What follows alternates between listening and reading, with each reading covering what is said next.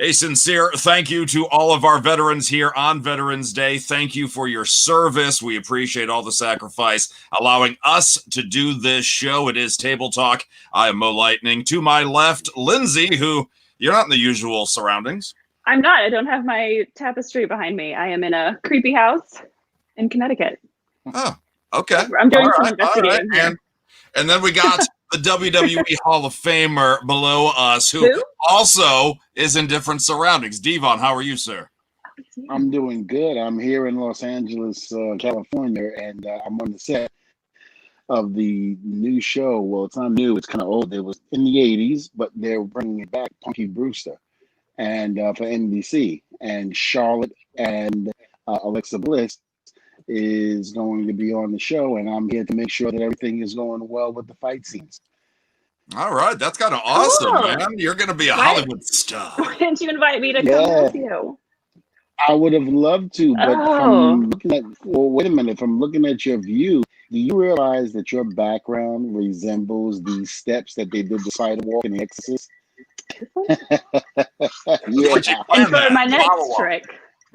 Yeah, remind me to never come to your house. And on top of that, if anybody and the listeners are out there, I just want you to know, if you have anything to do with Coca-Cola, just let them know that I am drinking Coke Zero. We are sponsoring, so we need sponsors. So here you go, Coke Zero. What a taste. There you go. If you need somebody for your commercial Coca-Cola, he's easily available there. Which is funny. So Lindsay's in a different spot doing a thing. You're in a different spot doing a thing. I'm in the same spot, but I'm on vacation right now. So we're all a little off this week, and I like that. Hopefully we can step up our game for our guest. The EST of WWE moved to Smackdown recently, part of the Survivor Series team. Ladies and gentlemen, welcome to Table Talk, the one and only Bianca Belair. All right, Bianca. Can you hear me? Oh, yeah. Hold on, you're coming in. You're coming. There you go. There you go. I can't hear. You can't hear us at all? And then there's Lindsay just gone now. Can you hear us now? All right, so I'm gonna go ahead and have her try it again. You know, that's it's live. You know it's live when this happens. You know what? It wouldn't be a day of Table Talk without malfunctions or technical difficulty going on. So gotta have it. Oh, there we got Lindsay back. Hey. I thought we were just going to be staring at your weird face the whole time. What face was I making? I can't wait. Yes. No, that was my real face. I was trying to hold it for as long as possible. Yeah. So I told Bianca to try connecting again. That always seems to be the case for Devon. Devon usually always has to reconnect to get it to work. Bianca, are you better? I am better. Yay! It's a hurricane out here, so I think it might be messing with the Wi-Fi. That's all right. You be safe. Safety first. Absolutely. How are you doing today, other than the hurricane? I'm good. Everything, it's pretty good. I'm terrified of thunder. Have been since I was a kid. So as long as it doesn't start thundering, I'm good. Okay. Well, I don't like thunder either.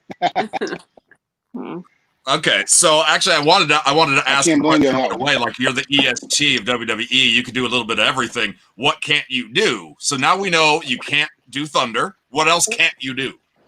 Well, I mean, sing. I mean, I can sing if you want me to, but I can't promise it's gonna sound good. So, and let's see. I kind of DIY everything. I make my own gear, but one time I tried to save money and wax my own eyebrows. I tried to save $8 and I ended up waxing a whole entire eyebrow off. So Bianca Belair, the EST of WWE, cannot wax eyebrows. Okay. All right. We're not going to see that in the storyline, are we? That it's not going to be a stipulation, wax your own eyebrow match? No, hopefully not. It took about 2 years to actually somewhat grow it back. Okay. Yeah. Yeah. Lindsay, have you gone through a similar issue? I have, yeah. Let me ask you a question now. If I need you to do my eyebrows, can you do it for me? I mean, I'll take the risk. I'll take the chance. Just like singing, I can do it. I can't promise that, you're going to have I don't think you could make him any worse. I might be able to put some magic. I love you. Well, Bianca, thank you so much for joining us on Table Talk. And Table Talk is exactly like I like to say it is. It's nothing serious. We just table talk, shooting the stuff, having fun, having a good time, and laughing and doing what we've been doing so far since the show started. But there is one thing I want to ask. Now, I know you weren't into pro wrestling from the start, and you gradually came into it and now became the WWE superstar. Now, one of the things I wanted to ask, what did you do before you got into pro wrestling? Because you're very athletic. And my thing is, what did you do athletic-wise to get you to this point in terms of WWE? Well, I've been an athlete basically my whole life. Like from the time I was 5 years old, I was on the track running. I was in gymnastics. Played basketball. I was a cheerleader. And then college, I actually ran track. I was a hurdler. I was an all SEC, all American hurdler in college. And after college, I was like missing that competitive element of my life. So I found CrossFit. And I got into CrossFit and I did really well in CrossFit fairly quickly just because of my background of like gymnastics, track. I was strong, I was fast, and I excelled very easily in CrossFit. And I stood out a lot because I used to make my own outfits. I sold my own outfits. I wore like these big old bows and sequins and tutus while, everybody else was out there in sports bras and regular shorts. So I got like a lot of sponsorships and I stood out. And that's when Mark Henry actually saw me on a CrossFit video, I think on YouTube or some sports blog, doing CrossFit in like these crazy outfits and on the microphone talking. And so he reached out to me and was like, hey, have you ever thought of being a WWE wrestler? And I thought it was fake because it was a DM on Instagram. And my nephew was the one that was like, hey, Mark Henry is commenting on your photos. I'm like, that's fake. Like, no way.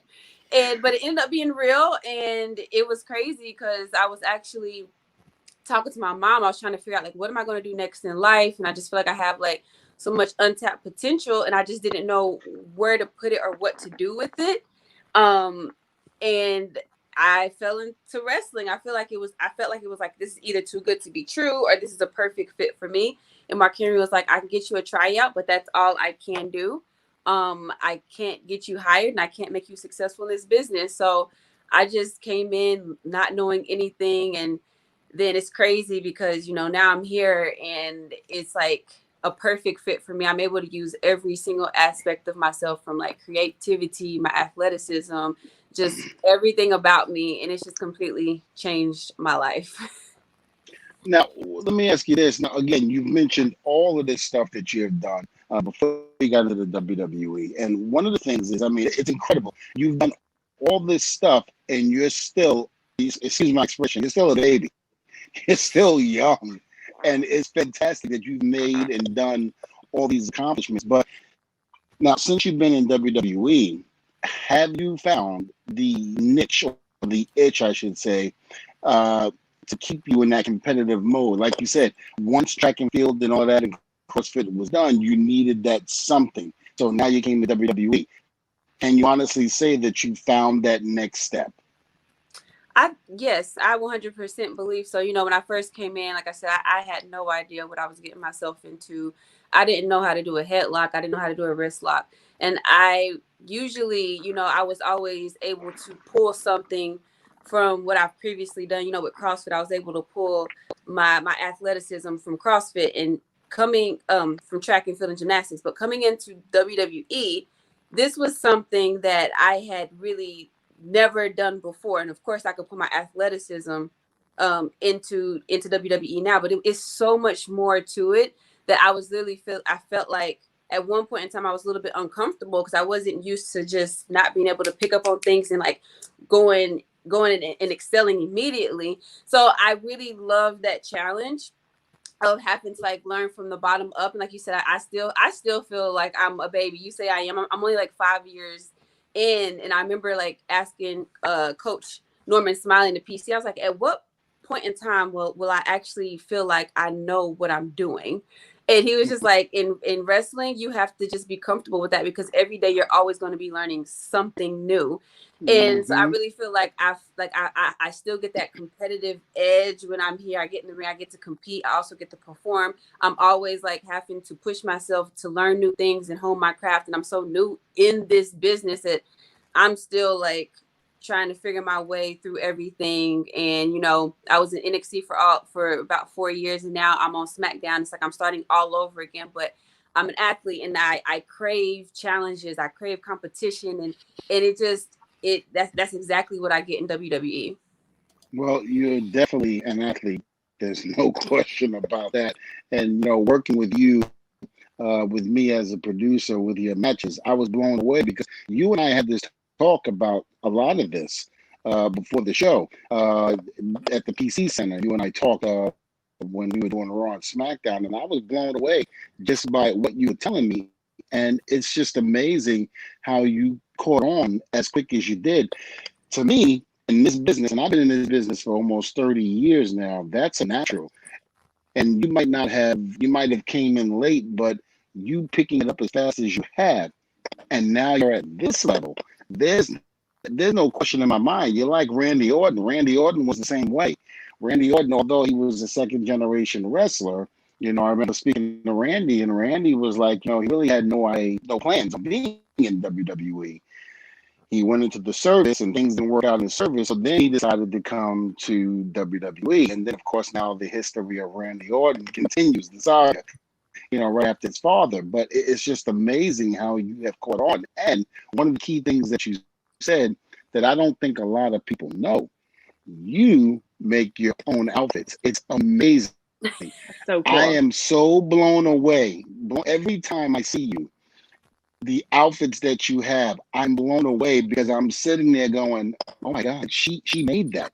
It's not like you have to wait, because you know certain wrestlers, and we hear it all the time, Bianca, how they have to wait for seamstress to make their outfits, and is it going to be ready for WrestleMania and things like that. But you don't have to wait, girl. You're doing your thing. Yeah, I remember I first got here and I was like talking to everyone, like, okay, gear, I have to get gear, I have to do this. Who do I talk to? And trying to go through the process of like gear makers, and I don't have the patience. I have a vision in my head. I know what I want. And when I try to verbally say it, I guess it doesn't come out right, because what I get back is never what I want. So I'm just like, forget it. I'm just going to figure out how to do this myself and be done with it, because I'm like, you know, I feel like can't nobody do it like me or do it better than me. Nobody knows me better than me. So let me just do it myself. But it's been a trial and error. I used to do everything by hand when I did CrossFit, and my husband bought me a sewing machine about 4 years ago. And that's when I made my first pair of pants. So it's been like trial and error. I'm a bootleg sewer. I'm not a professional sewer. I tell people that all the time. Like, I do not know the proper ways to sew, but I get it done. And I go to YouTube, and it's trial and error. And I just love being able to like have this 3 yards of fabric. And then out of that comes a top, pants, gear, like a jacket. And when it just builds my confidence. And when I walk out there, I'm just like, oh yeah, I made this. Like, I feel like I look good, so I'm gonna perform good. And if some of you don't know out there, I don't see how you don't know. Your husband is Montez from the Street Profits, so that's something right there. And I'm gonna tell you right now, Bianca, I told both of you this.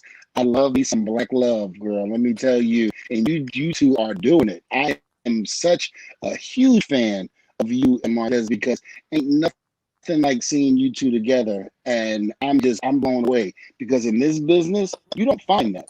And I remember pulling you both aside, if you remember, at the PC, and I said, don't let anybody get in your business, don't let anybody tell you otherwise. When you go home, it's you and your husband, and that's what counts.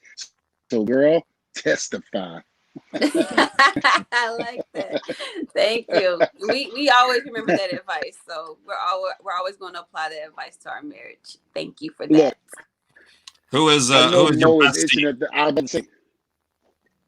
I'm sorry. I say, what was that, Devon? No, I was gonna say I could talk all day to Bianca. I'm gonna let you go ahead and do something. Gotcha. Okay, finally. Top of the turnbuckle wants to know who's your bestie in the WWE aside from Montez. I would have to say probably Vanessa Bourne. Okay. We came in together. We were at the same tryout.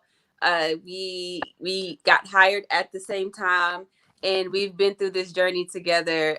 That's the person that I talk to a lot is Vanessa Bourne, Lacey Evans as well, and Mia Yim.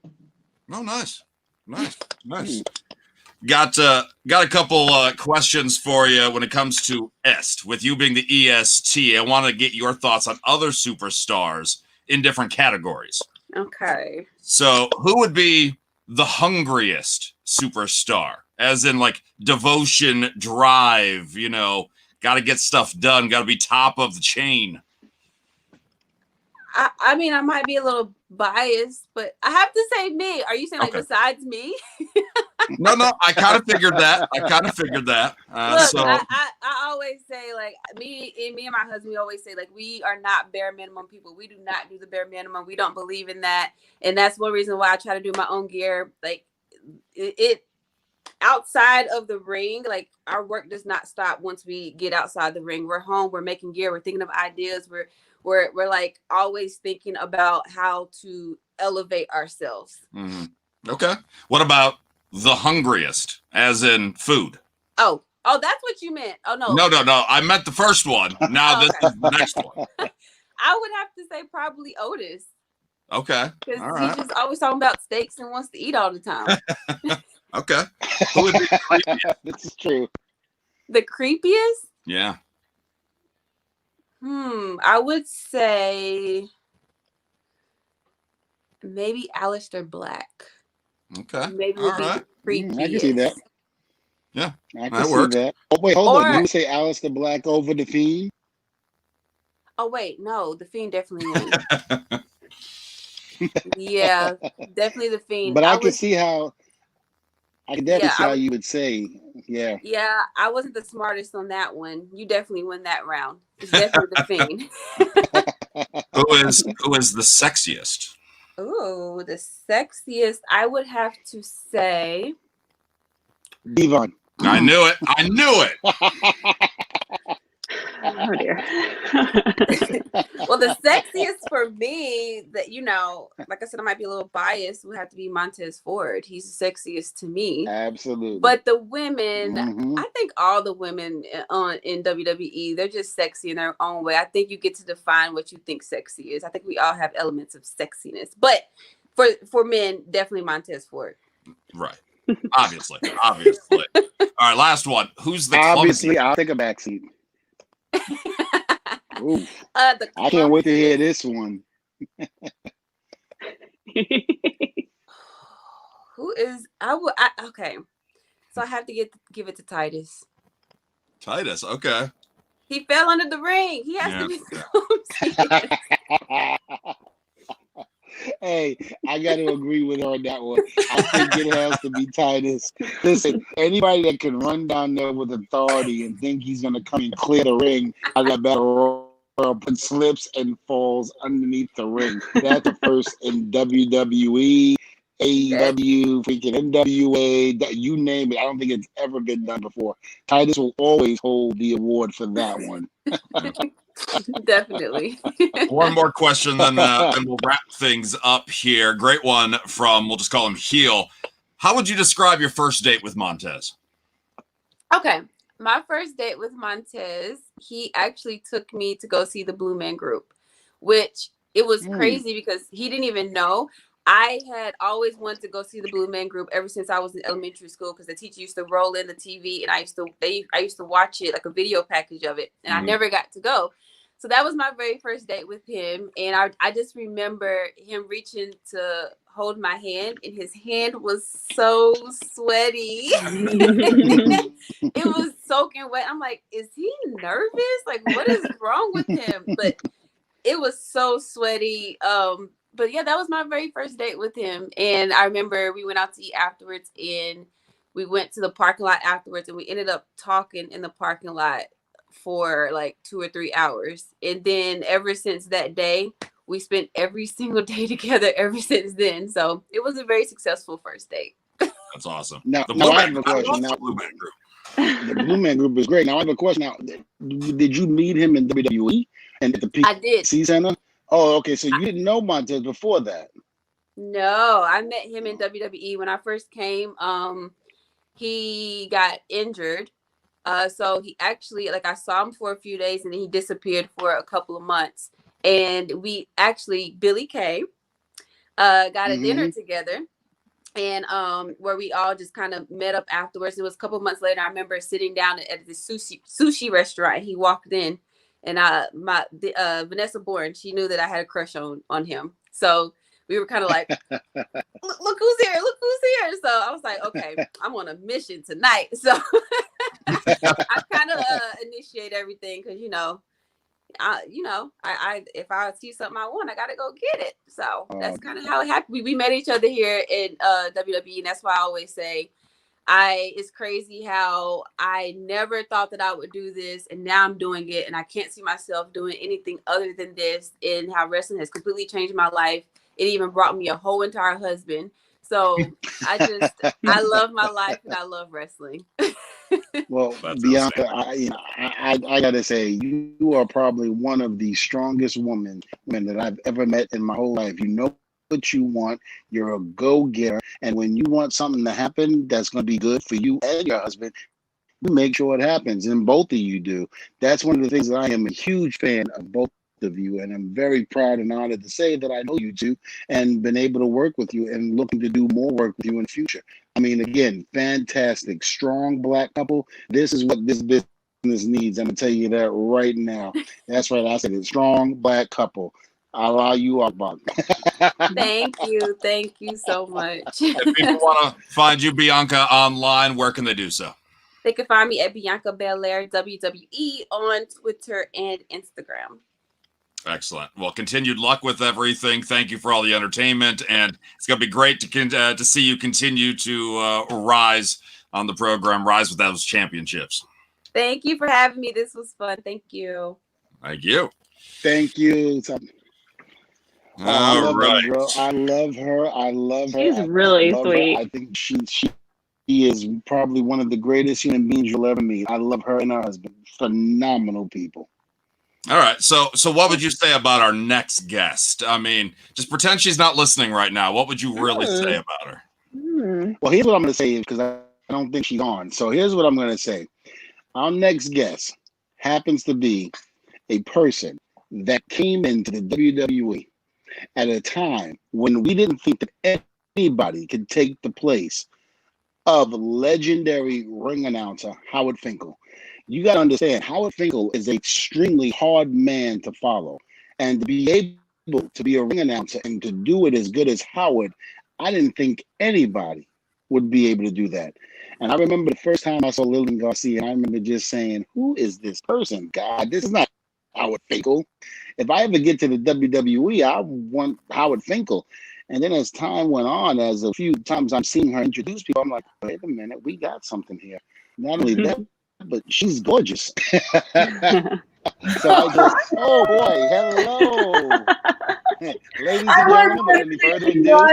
That was so nice. Thank you so much. So nice. You're making me blush over here. Ladies and gentlemen, without further ado. Lillian Garcia. Thank you for your time today. Thank you guys. This is so much fun already. Yeah, again, I say that with authority because the thing about it was I remember when I first met Lillian, when Bubba and I came into the WWE, and Bubba was Vince wanted him to do the stuttering gimmick that we did in ECW, and before we came to WWE, we had passed that stage of the Dudleys where Bubba was stuttering. So when Vince saw it, of course, if Vince likes it, we have to do it. And I remember Bubba not wanting to do it at all. He hated the fact that he was going to go back to doing that. And so we had just made our first debut on Smackdown. And we lay out the APA and Christian and Edge with 2x4s. Now we go to commercial break, and when we come back, we're doing an interview with Lillian. And I remember Bubba had to say a couple of lines, but he had to stutter. And with Bubba's intensity of doing the interview with Lillian and I, he is yelling into the camera, stuttering. Now remember, every time you do spit flying out of your mouth. And I swear I felt so bad for Lillian. And when you go back and watch the interview, because you can see it on YouTube, you can actually watch me kind of step back a little bit. And let me get showered. And gave the whole shout, Lillian. Hey, Lillian, I just want to say, if I can go back in time, like in a time warp, and like Back to the Future with the car, I would, and I would actually give you one of these.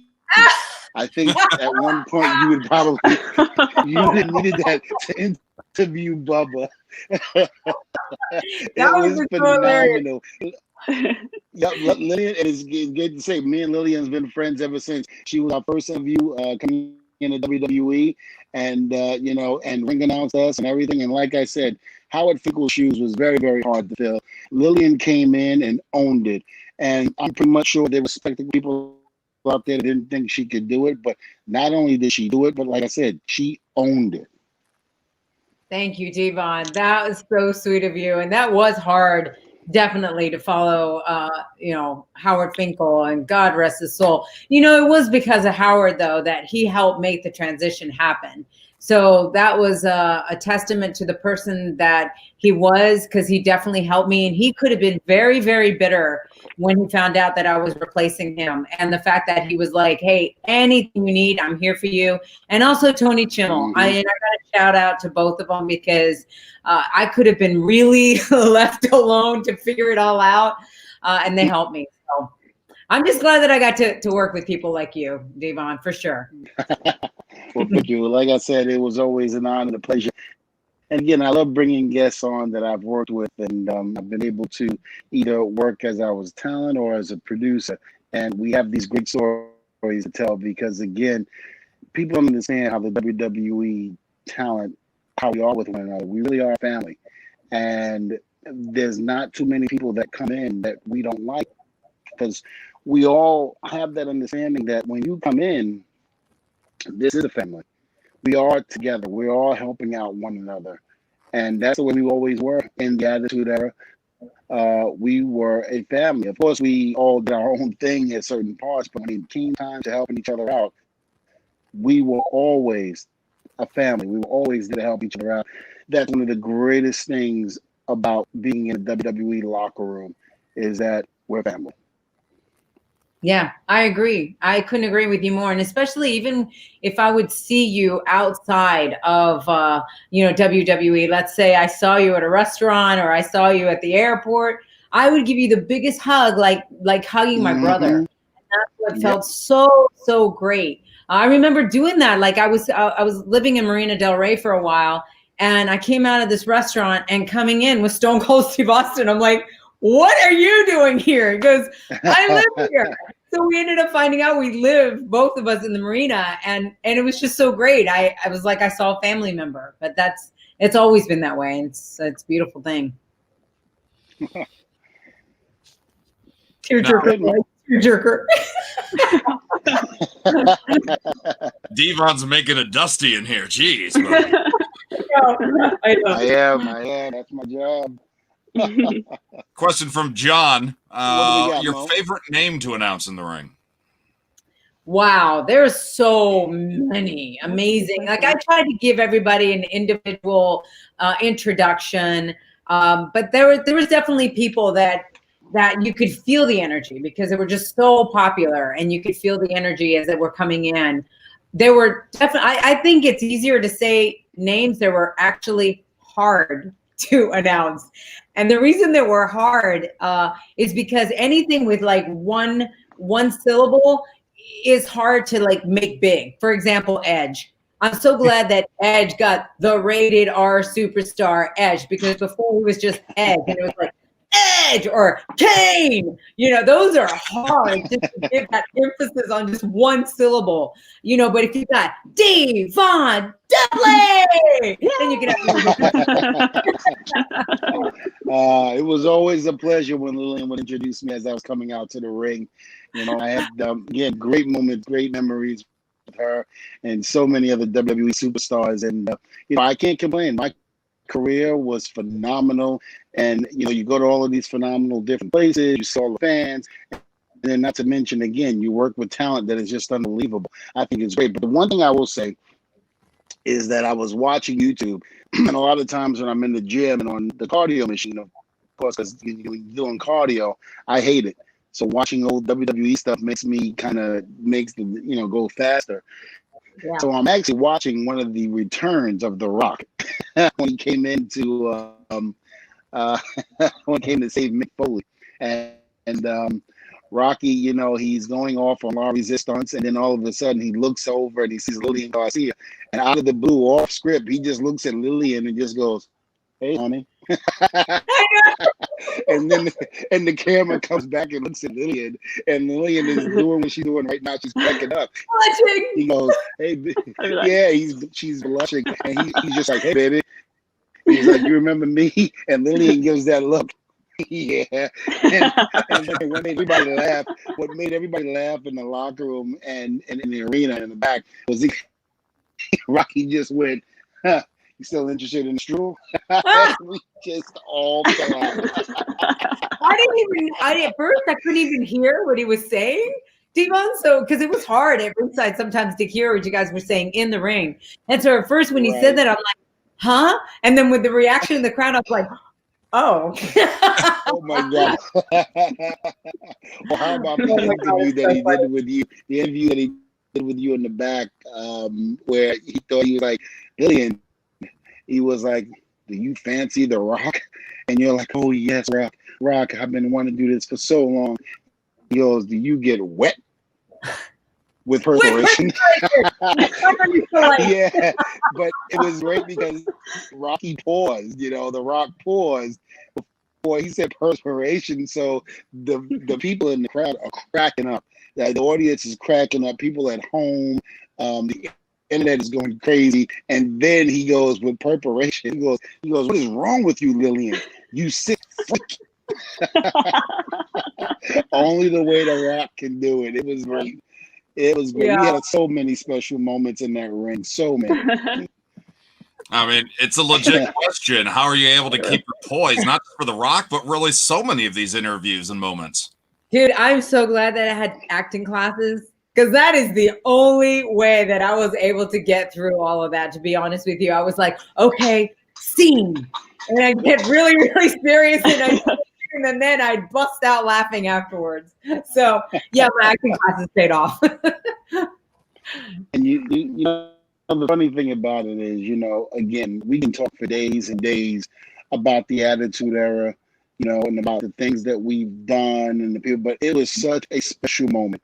The Attitude Era really did help change the face of professional wrestling. And people who didn't watch the show watched it, whether it was because of Stone Cold Steve Austin, because of The Rock, because of the Dudleys, Edge and Christian, and the list goes on and on. We were able to take wrestling into that next hemisphere. We were able to take it to the next level, where not just diehard wrestling fans, but people who didn't watch the show watched the show because of the fact that we were just so entertaining. And I'm not just saying it because it was my era, but the people still talk about the Attitude Era to this day. Yeah. And it's very hard, and I feel bad. It's very hard for this new generation of WWE superstars and superstars in general to follow what we did, because, again, it was just incredible. And today's superstars watched us as we were entertaining them as kids.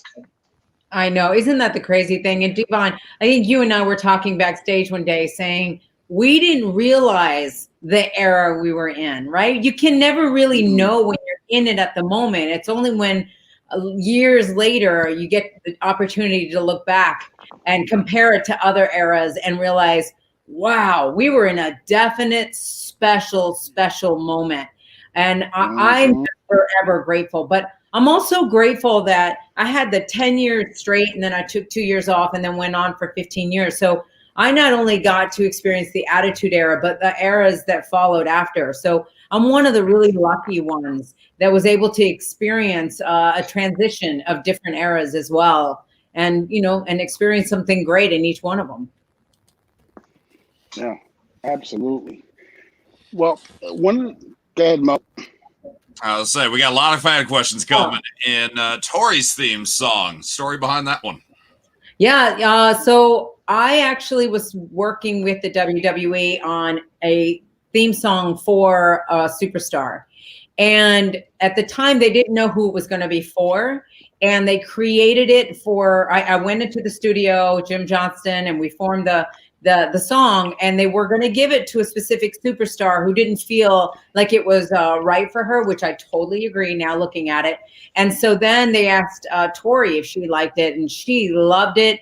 I really think it went really well with Tori, and it was just so special that I got to do that and, sing for Superstar's entrance theme. And then she and I actually, I think it was Judgment Day was the pay-per-view that we did this whole thing where we were behind this sheet, and we laugh about it now because we were like, we thought we were so cool and sexy and doing this whole like behind the sheet where you can see the shadows and the silhouettes, and then the sheet comes down and it reveals that it's us, and she's going to the ring, and I'm sitting there singing it live to her, and it was just a fun thing to be able to do that and have that memory. And even now when she got last year inducted into the Hall of Fame, and all of a sudden her music hits for her to go, I was sitting there to watch her be inducted. I'm like, I totally forgot about the fact that it was me singing her entrance theme, and there it was. So it's pretty cool. It's very cool. That's amazing. Now, tell me I'm not the only one, and Noel, I think, hits on it here, your Star Spangled Banner and your Smackdown after 9/11. When I think of WWE's tribute to the troops, I don't think of the superstars. Obviously, they're huge. For some reason, I think of you when it comes to tribute to the troops. Like, I think you're the vital piece of that. Well, you know what? As an Army brat, I really appreciate that. Look, I've got my camouflage on today. It is Veterans Day. My dad was in the Army for over 20 years, Lieutenant Colonel. I was born on a military base. I know the military as my family. So I really appreciate that and the fact that I got to do the national anthem. And it was because of The Rock. Devon, we talk about The Rock. It was him who found out that I sang. And when I went to one of the live events, he was like, oh, well, you know what? We always play the national anthem as an instrumental. So we should probably have you do it just to see if you can, what it sound like. And then I did it Friday, Saturday, Sunday. And by Monday, I remember Pat Patterson running to tell Vince McMahon and some of the other producers. They were like, oh my God, she killed it all weekend. And Vince was like, I have to see this for myself. And I started that night, which was in February of 2000, to sing it. And then I ended up doing it WrestleMania that year. And then a year later is 9/11. And, it was a special moment to be able to try to use that song to bring us all together on 9/13. And then be able to do it for tribute to the troops. So like I said, forever, it's just going to be something that is very dear to my heart because of the ties that I have and the fact that I got to try to bring us all together. Yeah, and I agree one of the greatest things. Yeah, one of the greatest things about it, a lot of fans don't know, is that on that Tuesday morning, September 11th, 2001, when this went down, we were all staying at the majority. I would say about a good, and correct me if I'm wrong, about 75 to 80% of us talent, office, producers, everybody stayed at what the main hotel, which was we called TV Hotel. Right. And the majority of us stayed there at this hotel. And so I just remember waking up that morning. I told the story on earlier episodes how Bubba was the one that woke me up and told me, turn on your TV, look what's happening. And we were all mesmerized about what was going on because half of us looked at TV and thought it was kind of like a movie or something. We just couldn't believe it was real. And, it was one of those things where I remember we were in Houston, Texas at the Marriott over there by the airport, around the airport grounds. And it was just, I remember just all sitting in the lobby area of the Marriott, and some were in their rooms, but just our drawers hit the ground, seeing those planes hit the Twin Towers, and it was just like an awe. And people were crying and hugging each other and condoling. It was such an eerie feeling. I remember it was me, Bubba, and The Rock, and I believe Spike might have been with us. We all got in the car, and I remember driving to one of the restaurants so we could go eat breakfast because we were supposed to go to the gym that morning, and not seeing the car on the road, not one car. And, it just looked like, anarchy had just hit, and now no one's around. And I just remember going back to the hotel after that and not knowing if we were going to have the show. We had to wait for the governor to give us permission to actually be able to do Smackdown. And we wind up doing it Thursday night live. Right. I'll tell you that Lillian Garcia went in there. I mean, we all had to comfort one another because we were all in tears and upset about what had happened on September 11th. Lillian had to go out there and probably do one of the hardest things that anyone in this company had ever had to do. She had to stand in the middle of that ring, hold her composure, and look into that camera in front of a packed, believe it or not, because people were still scared to go into places not knowing what was going to happen. But it was sold out. I'll never forget it. That was the real first time I think the United States really showed unity and togetherness, amongst one another. But she had to go in that ring and sing the national anthem. And when I tell you, there wasn't a dry eye in that arena. There wasn't a dry eye. And Lillian, I never got the chance to tell you, but my God, not only did you bring us all together, but you did a hell of a job. And that will always be remembered as one of the greatest moments in WWE history. Devon, thank you. I appreciate that. Like I said, I was just I was the vehicle that got presented an opportunity to try to bring us together. And I remember, when Vince asked me to sing, I couldn't say no, but I was in my mind going, how am I supposed to pull this off? I have no music. It's just me in the ring. And I was so emotional because I lived in New York City at the time. So I was like, what is happening with the city that I live in and everything that had happened, right? But I remember Paul Heyman looking at me and seeing that face of mine that was like, how am I supposed to do this? And he just like, look, you got this. It's almost like I had the training ground leading up to it, being able to sing it every single week. And he says, you got this. And he goes, and look, if you fall apart and you cry, like, just don't worry about it. Just be you and just, go out there and sing with the feeling that you are feeling right now. And I needed that. It's almost like a pep talk. And I'll forever be grateful for him to stop and say those words to me. And you see it at the end where I do fall apart. But I knew that I had to keep my composure because it wasn't about me. I just had to make it happen in the fact that we had to unite somehow. And you said it is one of the last times that we've been that united. And I hope that this country can get to that. And remember, we all are Americans and we can have different viewpoints and we can get along somehow in some way. And we don't need to wait for somebody to attack us to then become united. And that is my sincere hope that we can get to that again. Absolutely. Now, Absolutely. Devon, quit making our guests cry. I know. I can't help. He makes me cry every week. I can't help. It's one of those things where if this side of me was ever shown before I ever got in the ring, I don't think people would ever believe that I was the character that I did play on TV. It's just, there are so many different sides of each and every one of us that fans don't know. And, sometimes fans can be very cruel and demeaning when they say the things that they say, but I don't think they realize that we are human beings as well. So before you get on that computer and you start typing those harsh and mean things, think about it. We're human beings just like you are. We have kids, we have families, we have everything. We're just like you. It's almost like, how would you feel if someone said those things or did those things to you? So put it in consideration to everyone out there that is listening. And like she said, we have to come together as a nation, regardless of whatever political viewpoints that you have. We have to realize that, like Lillian said, we're all Americans. And at one point in time, we're going to have to live together in unity, because if not, we will never make it. So therefore, continue to love one another, continue to have disagreements, but yet still know that you can do that, but still love one another.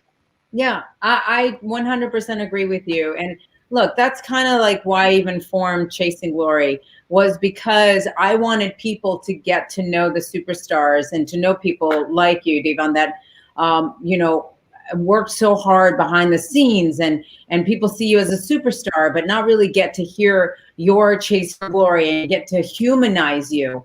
And that's what's happened. There are people on here and some superstars that before were really getting hated on, especially on you know, that were succeeding, and people would try to break them down and would hate on them on social media. And then all of a sudden they hear their story on Chasing Glory, and they're here like, whoa, like, who am I to break this person down when they've even been through so much in their lives? And so I am so proud of bringing these stories and bringing it to the WWE Network now, because we have to have empathy, and we got to stop judging each other. We have to. We all have a journey. All of us have gone through one thing or another. And I think more than anything, it's my labor of love to let people know that you're not alone with the struggles that you're going through.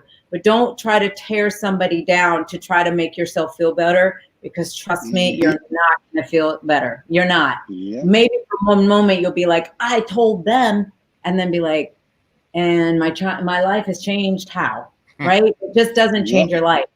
And little by little, it starts deteriorating who you can be and the heart that you can have and what you can bring to this world. So the one thing that I want to leave people, especially with the politics thing, is people are putting too much emphasis on who's in the White House. I don't care who's in the White House. They're not going to control what I can and cannot do in this world. They're not going to control how I treat people in this world. They're not going to control like who I surround myself with. I am not going to give them that much power. So all I would say is stop giving people so much power. Who cares who's in there? Okay. Like, it's okay to be educated, but don't let it control your life. And so that's the way that I'm ruling my life. I control what I say, what I do, how I treat people, you know, and who I'm with. And that's what makes my life happy. I hear you now. Well, you know, Lillian, absolutely. Yeah. Before we let you go, yeah, it's a delay technology. Love it. So before we let you go, she basically just you go. I'm not talking. Go. No, I was just gonna say.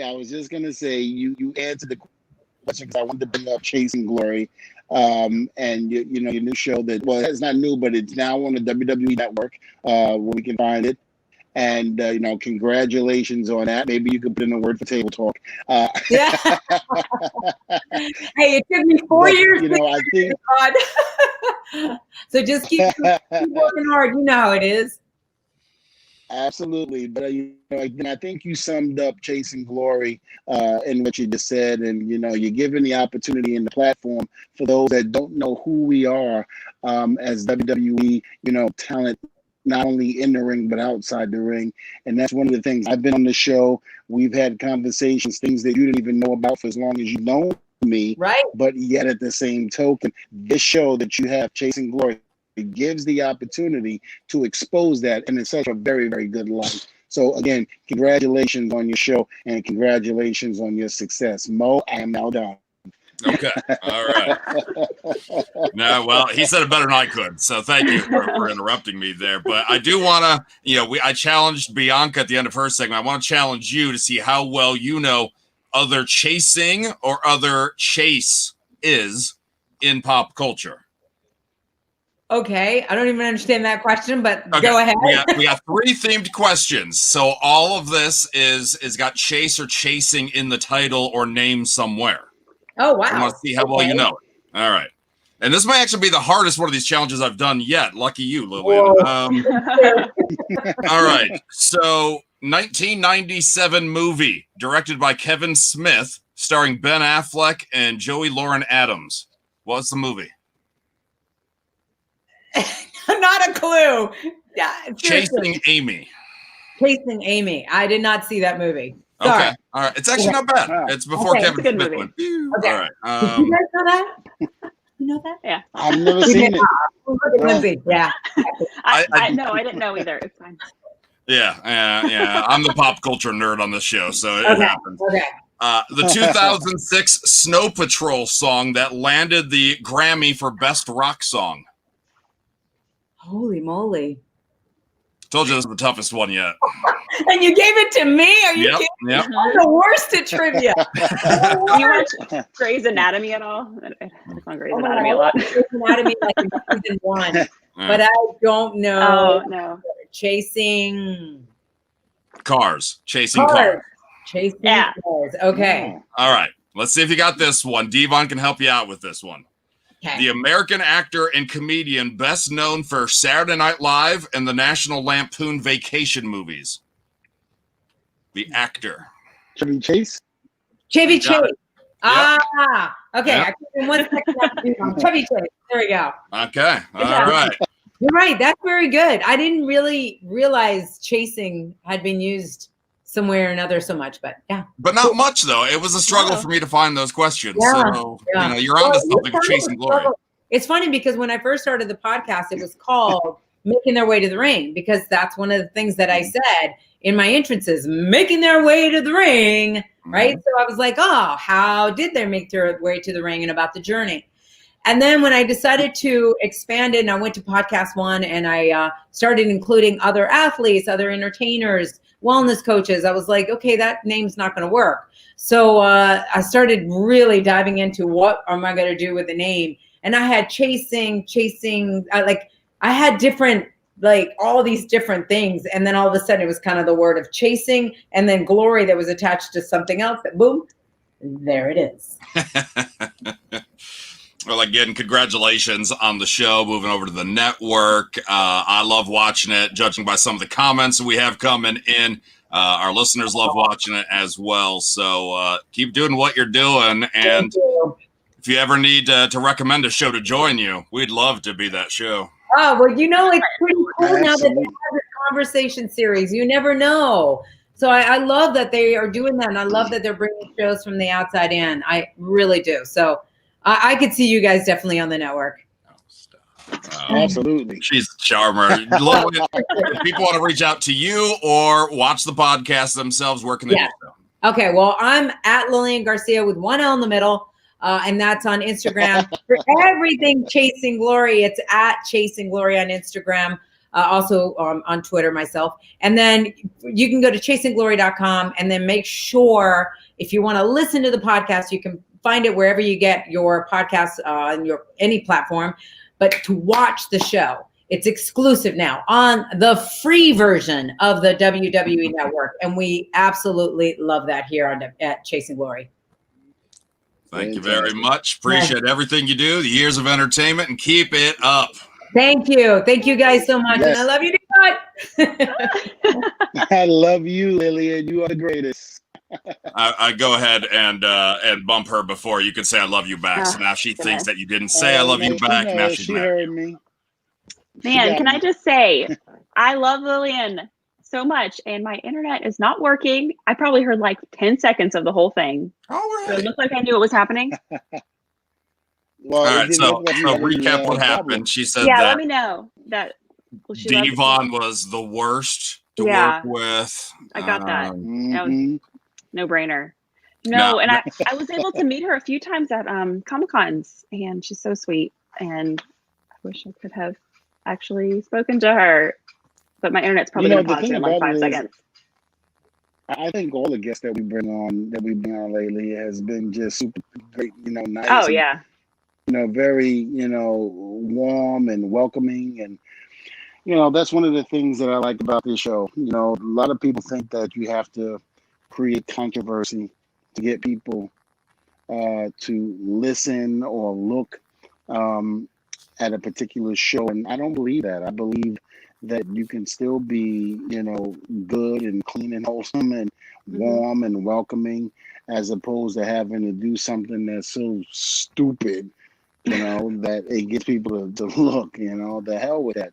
Table talk, nothing serious. Table talk. Just especially during talk. These times. Oh my goodness. It's just so great to see the positivity and happy stories, and just, it's like a warm hug. Speaking of happy stories and a warm hug, I'm glad somebody else brought this up so I didn't have to. Devon, by the way, your sons did great on AEW Dark. Oh, thank you very much. I was so proud of them, and they're there now. They are at AEW doing another match, and of course, they call Dad sometimes to get some some info on how to put certain things together, which I'm always there for, to give them advice and to help them out. But I'm very proud of Terrence and Terrell. And, a lot of people are saying, well, I thought maybe they would appear in WWE first and AEW. Well, things don't work out that way sometimes. And regardless, whether they're in AEW over there doing their thing or WWE, I'm with me over here. These are still my sons. These are still my boys. And, again, I'm so proud of them. They did an excellent job last night. And, I just can't stop smiling enough. I couldn't stop thanking God, when I woke up this morning, for actually putting them in the light that they needed to be. Because there were people out there that were, didn't see what, we all saw. And that's fine. You don't have to, because somebody else does. And other people did. And that's one of the greatest things I love about, things like that, because when one door closes, another one can open, and that one opened wide for them. And I'm very proud and honored to say that those are my boys. And I'm going to put up another picture on social media, probably if not tonight, then tomorrow, how they went from boys to men. Do they I love sing? That group. That's like do they sing? Oh my gosh. Well, I've never really heard them hold a note, but they could probably, like the old man, they could probably do that. That's good to know. That's good to know. But one last thing before we let you go. Devon's a big Hollywood star now. Lindsay's got to go, whatever she's going to do, drink probably. When's Triple H going to be on the show? No, I'm good. I'm already done. When's Triple H going to be on the show, Devon? That show, Chasing Glory? How sounds so familiar. I mean, look, the man is busy, and he's running NXT. God bless him. But you're Devon. Organization. I'm sorry. But you're Devon. I get it, but he's Triple H. So, hey, you know what? It's a possibility. You never know. I'm never gonna say no to it. I could ask him to be on the show, and he'll say yes, or he'll go, Devon, get the hell away from me. Either one, I'm okay either with way, either reaction. Can really. we just get it on? You know what? Forget both of you. On the show. By the way, ladies and gentlemen out there, just so you know, these two nice people that are doing the show with me decided. What is he talking about? Oh, that hey. Eileen Dietz, the woman who was doing The Exorcist with Linda Blair. Basically, I go to my mailbox at the wrestling school, and I happen to see a large package. Not a large package, like an envelope, large envelope. And I opened it up, and I actually thought it was fan mail. So I opened it up, and as I opened it up, unfortunately, I do sometimes, and it ain't nice. But I opened that picture up, and there's a picture of Elaine in the bed, dressed up as Reagan from The Exorcist, spewing out freaking pea soup like the vomit, and says something to the effect where I will see you real soon. And of course, I dropped the envelope. I screamed, called Mo, and called him an asshole because I knew he set that up. So thanks a lot, You did good. Mo. You did good, Mo. You did good. Oh, don't you just put that on Mo. You knew all along that was going to happen. Don't even sit there with your little I pretty think my hair internet's and pretty cutting out face. again. Internet's your ass. We can curse. It's Internet's your ass. You did what you did. Beach. And I'm going to let you know right now. I'm going to let you know. When the pandemic is over, and you got time, because there's no telling when this damn thing is going to be over. But when it is over, and we're all together, you better believe that payback is coming. Just saying. Yeah. Yeah. Lindsay, look out. Look out for Devon's payback. What? Mm-hmm. No, we all know she was the ringleader and mastermind of it all. So. And you know what? I got a feeling she was. Something's telling me she was. You just followed along with it. So her punishment might be just as harsh as yours. Just saying. Maybe even worse. Coming. No words. Maybe even worse. No, you ain't got. You never have words when you still mad about the bet you lost for Carol Baskin.